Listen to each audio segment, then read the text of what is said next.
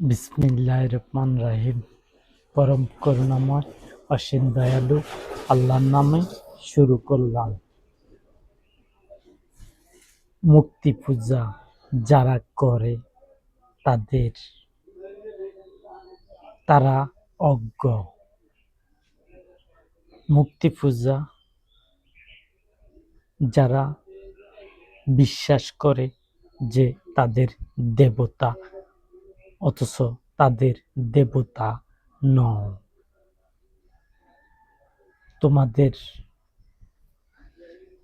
তোমাদের জন্য মূর্তি পূজা করা, তোমাদের জন্য কোনো সনদ নেই।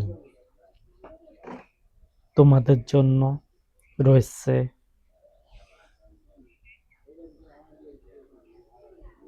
কাননে গুঞ্জন। তোমাদেরকে বলা হয় না তোমরা মূর্তি পূজা করো। আল্লাহ সুবহানাহু ওয়া তাআলা কোনো কিতাবের মধ্যে বলেন না, অনুমতি দেন না যে তোমরা মূর্তি পূজা করবে। সেই সনদ নাই। আল্লাহ সুবহানাহু ওয়া তাআলা আহলি কিতাবের মধ্যে কোনো কিতাবের মধ্যে বলেন না যে তোমরা মূর্তি বানাবে এবং মূর্তি বানিয়ে তাদের সামনে নতজানু হবে। তোমরা নতজানু হবে আল্লাহ সুবহানাহু ওয়া তাআলার কাছে, মূর্তিদের কাছে নয়। তোমরা মূর্তি পূজা করবে না। যদি করো তাহলে তোমাদের জন্য লাঞ্ছনাদায়ক সাজা থাকবে। তোমরা মূর্তি পূজা করবে না। আমি তোমাদেরকে বলতেছি, যারা আমার মায়ের জাতি এবং পুরুষ জাতি, আমি সবাইকে বলছি, তোমরা মূর্তিদের সামনে নতজানু হবে না। যেমন হযরত মূসা আলাইহিস সালাম বলছিল যে আমরা তোমাদের মূর্তি ভেঙে ছুঁড়ে দিব, চুবিয়ে ধরব।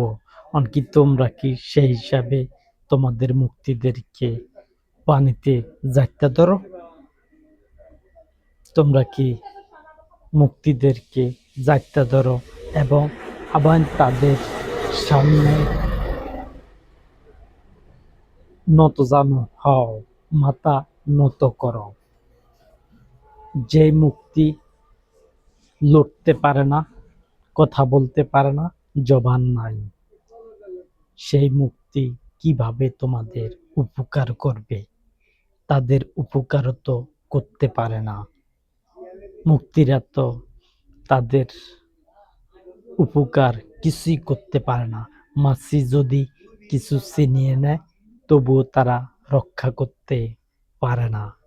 আর মাছি যদি তাদের শরীর ইনফেকশন করত, সেটা তো ইনফেকশন করেও না, কারণ ক্ষমতা নাই যে তাদের উপরে তারা ইনফেকশন করবে। কারণ মাছি ডিম পাড়ে ক্ষমতা জাগাত, কিন্তু তাদেরকে মাছি যদি কিছু ছিনিয়ে নেয় তাদের কাছ থেকে, মূর্তিদের কাছ থেকে, কিন্তু তারা সেটা উদ্ধারও করতে পারবে না, প্রতিশোধ গ্রহণও করতে পারবে না মূর্তিরা। মূর্তি পূজা যারা করে তারা হলো বোকা।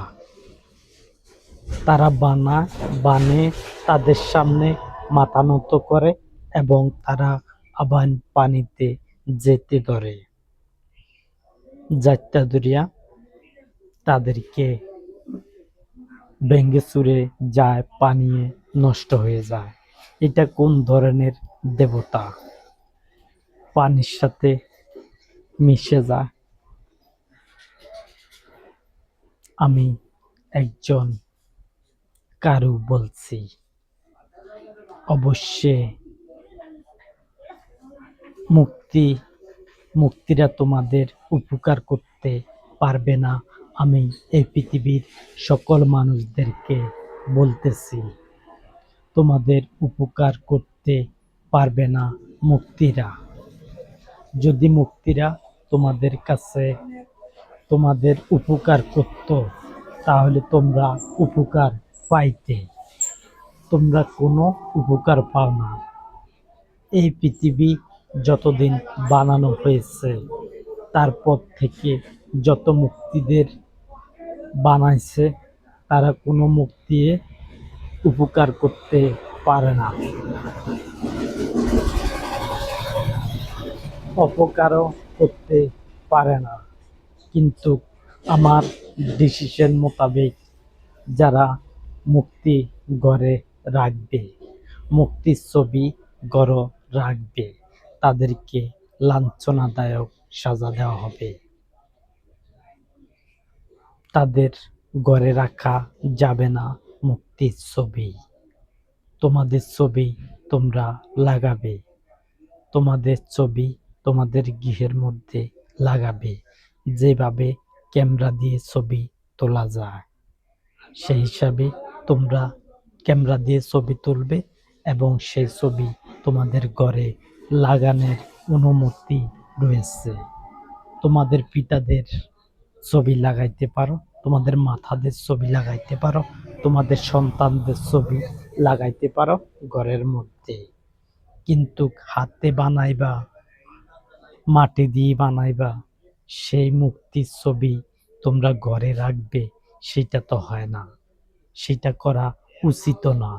আমি তোমাদেরকে বলতেছি, মানব জাতিকে বলতেছি, মানব জাতিকে আমি ঘুরাইতে চাই, মানব জাতিকে আমি ঘুরাতে চাই মুক্তির থেকে।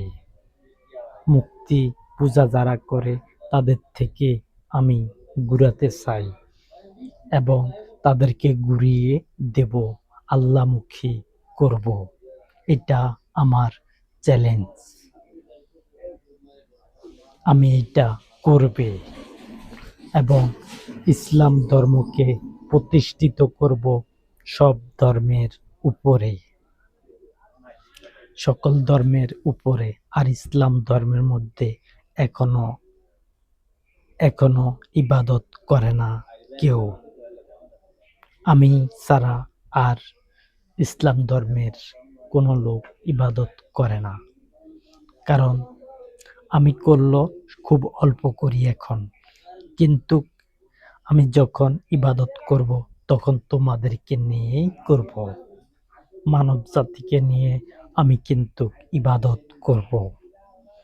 আল্লাহ সুবহানাহু ওয়া তাআলার ইবাদত হবে 4 টাইম, 4 টাইম ইবাদত হবে। এতে সবাই ইবাদত করবে। আর যদি কেউ না করতে চায়, তাহলে তাকে জোর করে ইবাদত করানো হবে না। আমার দল ক্ষমতা আসলে ইবাদত করা হবে এবং ইবাদত করা হবে, ইসলাম ধর্মের লোকেরা ইবাদত করবে, আর কোনো ধর্মের লোকেরা ইবাদত করবে না। কারণ এই কারণে করবে না, তাদের নেতা নাই, তাদের নেতা নাই যে তোমরা তাদেরকে দেখতেছ।